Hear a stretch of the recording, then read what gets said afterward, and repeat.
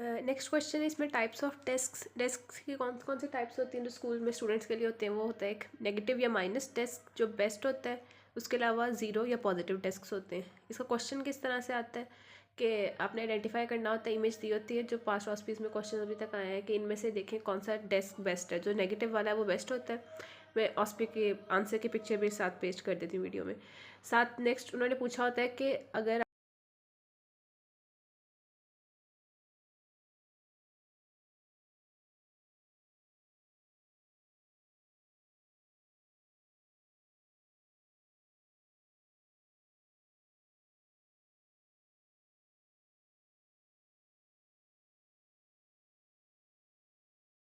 उसके अलावा house fly है, हाउस फ्लाई की पिक्चर होगी, आपने साथ बताना है, आइडेंटिफाई करना है कि ये हाउस फ्लाई है और इसके साथ कौन कौन से स्प्रेड कर सकती है हाउस फ्लाई से डिजीज़ेस, किस में वो कौन से डिजीज़ हैं जो हाउस फ्लाई कैरी करती है। टाइफाइड है इसमें, कॉलरा है, salmonellosis, conjunctivitis, anthrax, dysentery, gastroenteritis.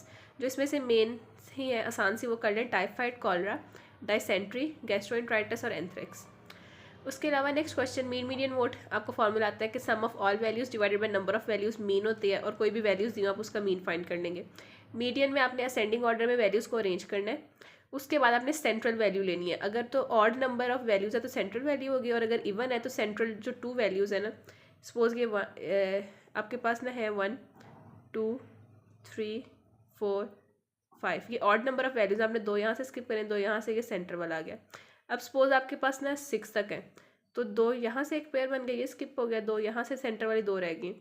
तो जब इवन नंबर होते हैं तो उसमें कैसे फाइंड करते हैं हम, सेंट्रल टू वैल्यूज़ का सम डिवाइडेड बाय 2। इसका जो आंसर निकलेगा वो होगा इसका मीडियन होगा और मोड होती है most frequently occurring value. Next chicken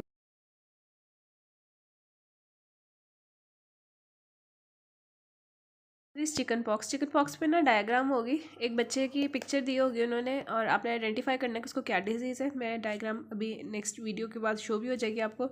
अब उसमें डिजीज़ आइडेंटिफाई करनी है, वो चिकन पॉक्स है। नेक्स्ट वो पूछा होता है इसमें मोस्टली के टाइप किस तरह के रैशेज़ है, रैशेज़ के कैरेक्टरिस्टिक्स क्या क्या हैं। तो इसमें ना यूनिऑकुलर रैशेज़ होते हैं, बॉडी पे ड्यू ड्रॉप लाइक पैटर्न बना रहे होते हैं, जो रेड से कलर के रैशेज़ से बन रहे होते हैं ना, वो यूनिऑकुलर होते हैं। साथ प्लियोमॉर्फिज्म होता है उनमें। और साथ इसका सेकेंडरी अटैक रेट इंपॉर्टेंट है, वो याद रखने के जो सेकेंडरी अटैक रेट होता है in case of chicken pox it's 90%।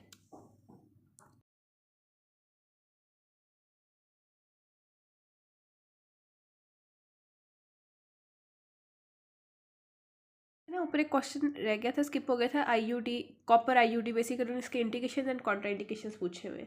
तो जो भी फैमिली प्लानिंग में से आ जाए क्वेश्चन, उसमें इंडिकेशन ऑलमोस्ट सेम ही होते हैं कि अगर female is willing for family planning, या फिर आप इसमें ये वाले भी मॉडिफाई करके लिख सकते हैं कि उस पर फीमेल में नॉर्मल मेंस्ट्रुअल पीरियड हो, उसमें कोई पेल्विक डिजीज़ की कोई हिस्ट्री ना हो, is willing to check the IUCD tail, her access to follow up, और इसमें ना एक मोनोगैमस रिलेशनशिप होना चाहिए कि मेल और फीमेल दोनों विलिंग हो।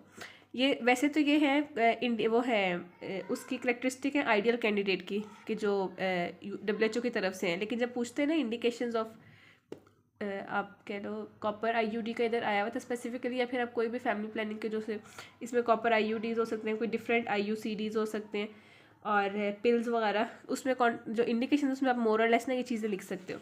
कॉन्ट्रा इंडिकेशन स्पेसिफिक है, क्या क्या है इसके अंदर कि एब्सोल्यूट और रिलेटिव में डिवाइड करते हैं हम। इसमें से आप जब आपने ऑस्पी में लिखना है तो आप हेडिंग बेशक ना दें, वैसे ही जो से ना इनमें से कुछ क्वेश्चंस या कुछ पॉइंट्स याद कर लें।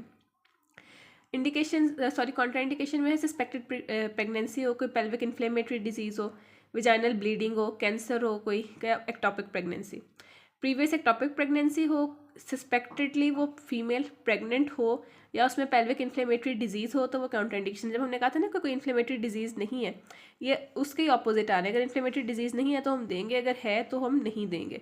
अगर वो उसके जो मेंस्ट्रुअल साइकिल या पीरियड्स नॉर्मल हैं तो हम देंगे, अगर नहीं नॉर्मल तो हम नहीं देंगे।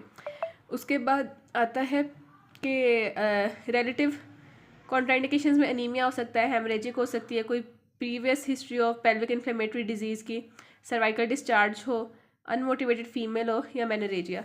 तो ये सारे इसके कॉन्ट्राइंडिकेशंस हैं। ये कॉपर IUCD में भी लिख सकते हैं और ओवरऑल IUCD की जनरली कॉन्ट्राइंडिकेशंस हैं। So that was all about ऑस्पीज के सारे स्टेशन डिस्कस कर चुके हैं हम। और जो दूसरा स्टेशन है इंटरेक्टिव स्टेशन, इसमें उसकी मैंने वीडियो ना अलग से अपलोड कर दी। उसमें था कि हम कौन कौन से, ये वाला साइंस एंड सिम्टम्स, कैंसर के कौन से वार्निंग साइंस एंड सिम्टम्स है जिसमें अपने पेशेंट को अवेयरनेस चाहिए, तो इसकी वीडियो ऑलरेडी मौजूद है प्लेलिस्ट में, आप वहाँ से देख सकते हैं।